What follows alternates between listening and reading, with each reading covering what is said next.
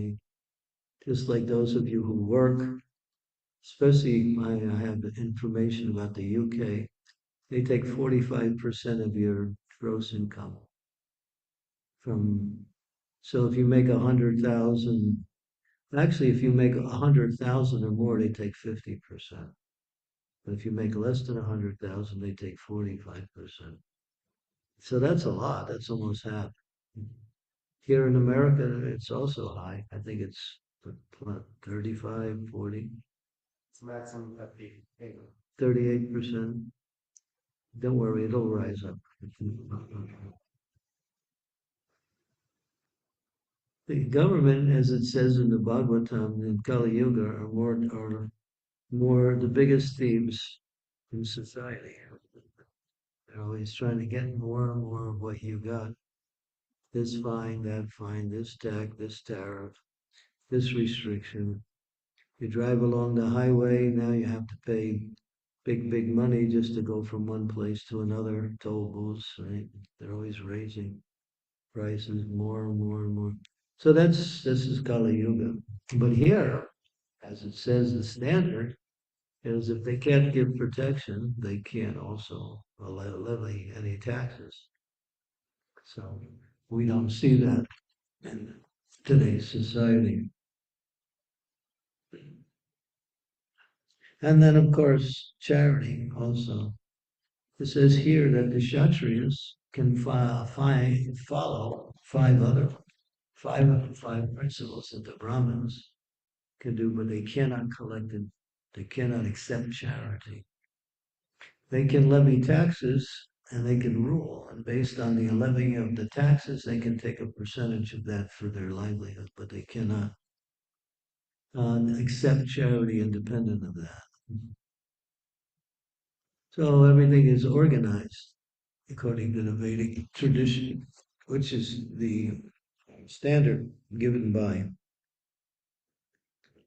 by Krishna himself. So this is all about the Brahmanas and the Kshatriyas in this case here. But who's a real Kshatriya now? Even though a person may have a position as a government leader, they're not exhibiting the qualities of the Kshatriyas. Therefore, as Prabhupada would say, they're all Sudras or lower. So this is Kali Yuga, Kalo Sudra Sambhavam, and they're always looking for material gain. The Brahmins, they can take sannyas, and Kshatriyas can also take sannyas. But Vaishyas, they cannot take sannyas. They must, Vaishyas should be married. Generally, Kshatriyas are married too, but they can also be Kshatriyas. We have one in India. What's his name? Yogi, right? You know him? He's a ruler of one place in India. Where is that? Hmm? Yogi. Which place? Uttar Pradesh. Uttar Pradesh. Yogi. He's there. He's a sannyasi. Chief Minister. He's chief minister there. He's good. Doesn't take any nonsense from the thieves. If you're a thief there, they turn themselves in so they don't get killed by his rule. So yeah, so there's an example of a Kshatriya who's has the renounced order of life. But for the Vaishyas, those who engage in commerce, banking, farm protection, cow protection, farming, and all of that, they're required to be in the Grihastha ashram, and Sudras also. Sudras can take what we say. They cannot take what we say brahmacharya or sannyas. So everything is organized nicely according to qualifications and according to one's activities, both qualification and activity. Nowadays, activity is not supported by qualification. People jump into positions just for some pecuniary gain, and Therefore, the whole society is upside down. Anyway, Prabhupada said build these farms and teach Varnashram Dharma on the farm and also take care of cows, brahmanas, and live a life based on simple living, cow protection, agriculture, back to the land, as Krishna established that lifestyle when he showed it by example. Krishna was a cowherd boy. He could have came in a different way. Of course, he did in other incarnations, but as Krishna himself, he's a cowherd boy. So he's living to what does he do? Takes care of cows, lives in a very simple environment, surrounded by streams and trees and birds and mountains, not big condominiums. So Krishna teaches also by example, and therefore Prabhupada said simple living, high thinking, because one who lives simply has time to take care of the essential needs in life, which is to practice devotional service. So a more simplified lifestyle allows one more time to hear and chant the glories of the Lord. It also allows one not to spend so much time in order to maintain oneself. One can maintain oneself simply by through the environment they live on. Just like it says, when one sets up the ideal system, they can work 4 months a year, grow their food, cultivate their food within 4 months, and the rest of the 8 months they don't have to do any kind of farming. Of course, they take care of cows throughout the whole year, but farming can be done 4 months, growing, planting, growing, and cultivating like that. Before May, from what is it? From May, June, July, August, and parts of September also like that. Sometimes April's included too. So this is natural lifestyle. Here, Gita Nagari is the ideal place for it, and it's moving in that direction.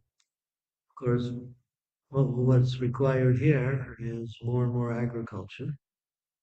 If you have enough agriculture, you can feed everybody, including the cows, with everything you grow. Agriculture, cow protection, simple living, learning herbs. Prabhupada said, learn herbs, learn how to use herbs to administer medicine. Not only herbs for curing, but herbs for preventing also various types of ailments can be also learned. All of the medicine is there in nature. You just have to know how to, the science of herbology. It's a science you have to study and work at it. As one devotee in New Taliban, he's expert at it. And he's created a whole herb business where he produces all of these medicines and he also markets them and makes a living based on that. Well, and he also provides for the devotees and he also does it outside for the non-devotees. He's quite successful. And his products are, let me say, first class. I have personal experience. So yeah, that can be done anywhere. It's a whole science. It requires some study and some, what we say, on the job training to learn it. And then the last thing Prabhupada said, build your own houses. You take felled trees and cut wood and make your own houses. I think that's being done here in some way. This, I was here when this temple was built. One devotee built this temple. Of course, there was a few, but one devotee, his name was Leela Avatar. He built this whole temple almost to the end by hand. He was an expert carpenter. Before we had that building next to it, that was the temple and the living condition. The temple was on the bottom floor. We would live. Oh. But now this building came in 2000, I think 11.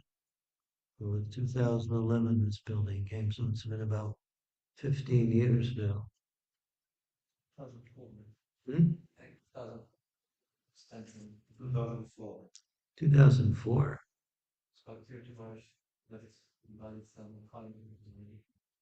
Maybe you're right. I don't remember.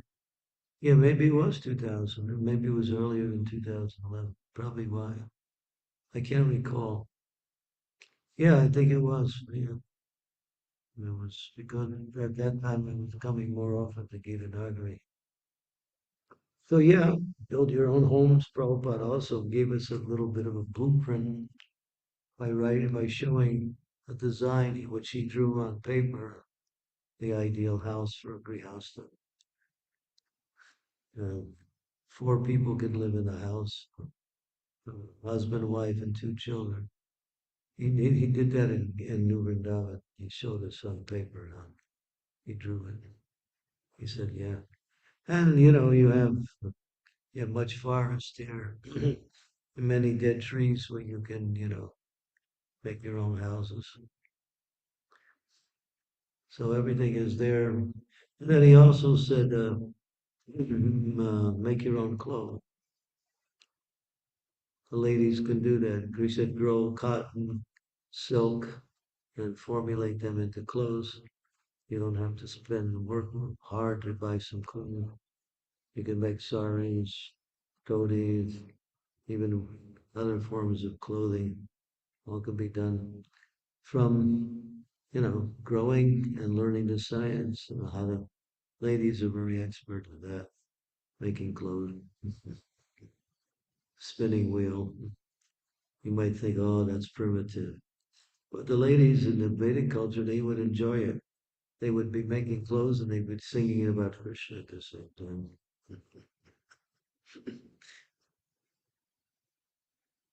So these are all of Prabhupada's, what we say, directions for a more simplified lifestyle, which is, as he said, conducive to the practice of spiritual life. Okay, we have 10 minutes. Right, if I can ask you, I'm thinking where we're in the class, so you mentioned about nine taxes in modern society, but there are countries like Denmark, for example, they take 56% of income tax. At the same time, 88% of the population are very happy about it because it returns back to society in the form of free healthcare, comprehensive healthcare, Yeah. tuition-free education, schools and universities, public safety, and so many things. Yeah, they're actually one of the cleanest countries in the world, too. Prime Minister driving bicycles, etc. But my question is, if they don't have the knowledge, which represents in the form of this, Vedic literatures, still they form a society that functions on people in general. Yeah, but that's ideal in terms of Varna, but where's the ashram? Yes, but my question was leaning toward, in Krishna, in ISKCON we have the knowledge. So what is the missing link that we're organizing in such a way that was What is the missing? Leadership is not. When I was, in the ILS meeting, this was last year, I think it was ILS, maybe it was this year. Or was it this year or last year? Can't remember. But Shiva Ram Maharaj, he was to conduct the opening ceremony. In ILS is ISKCON Leadership Sangha. It's kind of like parallel to the GBC.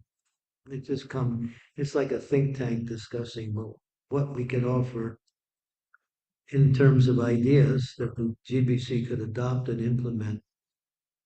So the first thing he said, where is the Vanashram ministry? Where is it? We don't have one. It's the first thing he said. We used to have it, but that's now it's somehow been, I don't know, it got lost in time. So there's not enough emphasis coming from the top to push this. And anyone who's doing it, they're doing it independently. In other words, our devotees were getting farms together and trying to establish this one ashram system on the farms. Like I just came from the Tennessee farm in just south of Nashville. They have 600 acres there. That's a very, what we say, noble attempt to really establish in a big way Srila Prabhupada's vision for simple living Varnashram. But it's just getting underway, and there's a lot of work to do. The land is conducive, and mostly there's about 15 brahmacharis who live there. Half of them go out on book distribution so they can support whatever they need. And so yeah, so it's happening. That's Bhakti Vikash Maharaj's project that he started. And then there's you have Shiva Ram Maharaj in Hungary, New Rajadam. They're also doing agriculture, simple living. So there's other Gita Nagari is moving in that direction. Of course, it's always been centering around that idea, but it's been up and down over the years. Now it's starting to stabilize again and moving forward, from what I can see. So yeah, everything that's being done is being done independently. There's not much support from the GBC. If they would get behind it and really push it, then it would really start to manifest. Mm. But it's not there. So anyway, those who are leaders who have that vision are trying to do it within their own area. But it's a, and as I travel around, I see there are also different yatras in different places are buying land and they're building temples on the land. And they also want to build housing for devotees on the land and also have a section of the land for agriculture.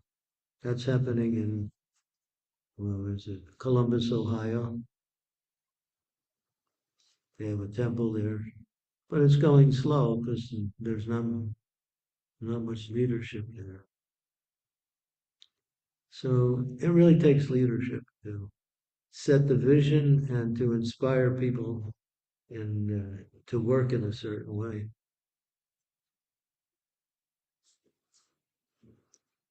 But Prabhupada also indicated that the social fabric of our modern day society will deteriorate.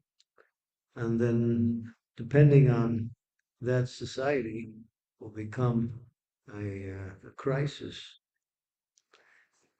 Yeah, he writes about that. That 50 said in 1973, he said, in 50 years, the Western society will be finished. So now what you're seeing in today's particular time period, starting to crack in different places. Look at the debt of the United States. What do they call it? The gross national. It's 330 trillion, the debt. So how are they keeping it going? They're printing money. They keep printing money to keep things moving. But when you print money, what happens? Inflation. Prices go up, up and up and up. You're seeing that now. Gas prices, of course, that's also food prices. So Prabhupada had a vision. He could understand that Western society, as he said, doesn't have a fabric for foundation. It's built on money. Money is not a foundation for livelihood. It's spiritual culture, aesthetic values, morality, family values. These are the things that develop. These are the qualities of a human society, not, not how much money you have or what position you're in. That's ephemeral. It's here today and gone tomorrow.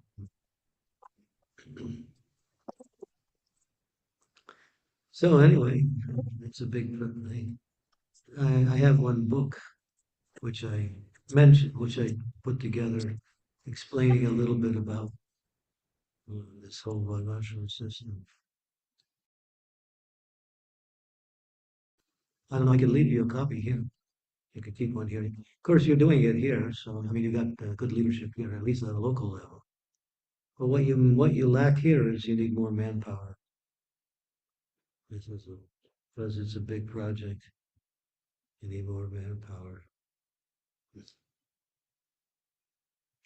You bring in more devotees who are inclined to this lifestyle.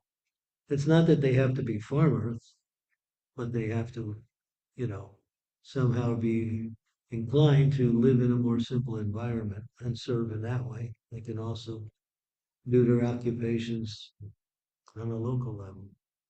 But they have to give up their ideas of trying to make money in the material world. That's the problem. Everybody's still plugged into the money system.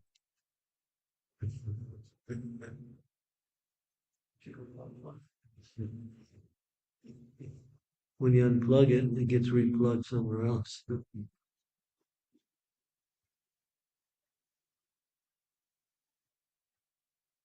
But if devotees can, I mean, I've been preaching that, why work when you can get everything from the land? And you also work, but you don't have to work for something that is what we say, you know, unstable. If you have community, you can stabilize your life, and especially I mentioned, especially for grihastas. Farm communities are mostly for grihastas. Brahmacharis can also live here, but brahmacharis are mobile. They don't require a stable environment to perform their activities. They can go from places. And sannyasis also. They can also stay in one place, but grihastas are not mobile. They need a place where they can, develop their family and take care of kids and also maintain their livelihood and practice Krishna consciousness, of course. Okay, so we're pretty much at Mara. Any last questions? I think the curtain's open at 8. Any more questions, comment? Any questions online? The devotees online? We have 25 devotees online. We have, There's a question that was there's one. Who's hosting online? Is there anyone who's hosting? we have lost. We're hosting. One of the question, Maharaj. Yeah. Hare Krishna, Maharaj, please accept my obeisances. All glories to Srila Prabhupada, all glories to you. Thank you very much for the beautiful lecture. If we want to learn herbalism, agriculture, and other needed knowledge of natural living, where should we get knowledge from? Well, there's so many outlets you can get that knowledge. There's actually people who teach these things, and there's also books that you can also learn from. And then there's devotees who are also proficient in these things. So you just have to do a little research. And you can also take courses, and maybe part-time in the evening in certain universities. They also give courses on agriculture.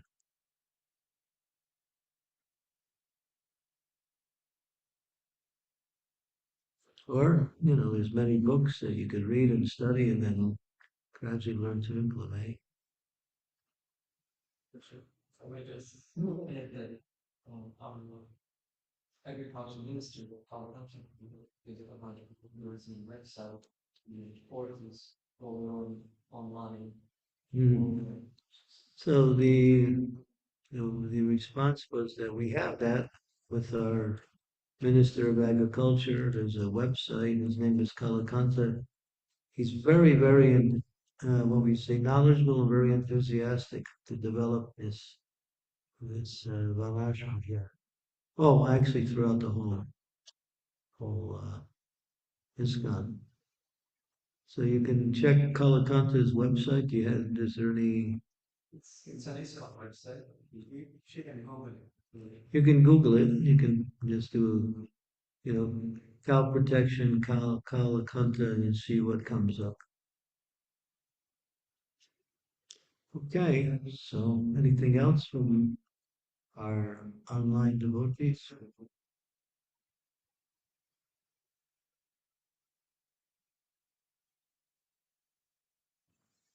Okay, thank you very much. Shri Prabhupada ki jai, Srimad Bhagavatam ki jai.